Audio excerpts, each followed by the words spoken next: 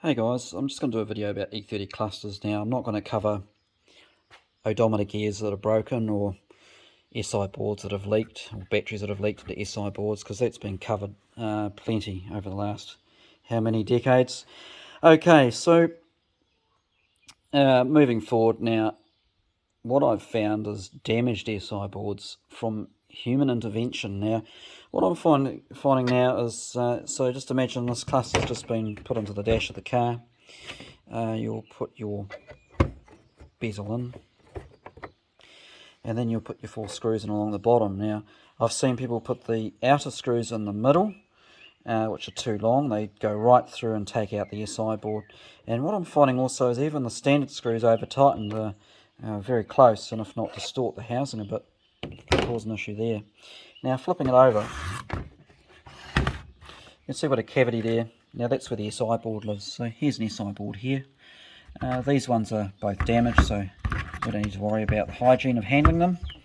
Now, usually you'd fit them carefully. You want to use probably 2 hands, taking care in the sense that there's a rail on this side, there's a rail on this side. It needs to go evenly in that rail and then drop down inside. Now, what I'm also finding, you see that dropped in nicely there. Now, what I'm finding also is if you don't line it up properly, I'll just take that one back out. Of course, one-handed doesn't work.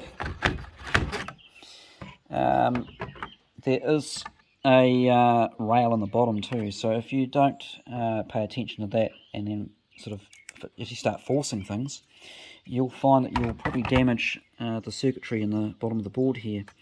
Now, getting back to those 2 screws I spoke about earlier, you can see looking here, in here you can see where there's a bit of light, a little dot there.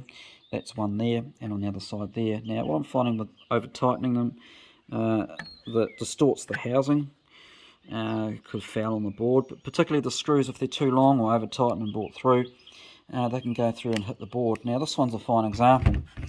Looking at the board, you can see there's a chip on the board there. Actually, this is a better one to look at. There's quite a large chunk taken out of the bottom of the board there.